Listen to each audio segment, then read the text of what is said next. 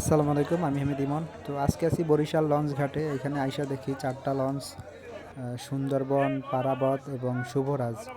তো আর একটা ওই পাশে কী জানি ছিল, ওটা খেয়াল করি নাই। তো 4টা লঞ্চে ঢুইকা দেখলাম, ওটা ভালোই যাত্রী আছে মোটামুটি। সাধারণত পদ্মা সেতু হওয়ার কারণে লঞ্চে একটু যাত্রী কম। প্রতিদিন 2টা লঞ্চ চলে, সেখানে আজকে 4টা। তো লঞ্চের ভিতরে ঢুকে দেখি ভালোই যাত্রী আছে। আসলে আজকে 4টা লঞ্চ, 4টাতেই যাত্রী ভরা এবং কেবিনও ভাড়া হয়ে গেছে।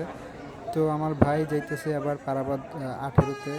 লঞ্চ এখনই ছাইরা দিতেছে। আসলে 9টা বাজে, 9টার থেকে 1 মিনিটও লেট করে না, লঞ্চ ছাইরা দিছে। এইদিকে আবার একজন যাত্রী, সে লঞ্চে উঠতে পারে না, এজন্য ট্রলার ভাড়া করে লঞ্চের দিকে যাইতেছে।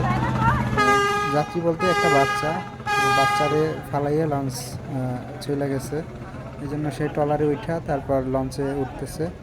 তো আজকে যা দেখলাম, মোটামুটি লঞ্চে ভালোই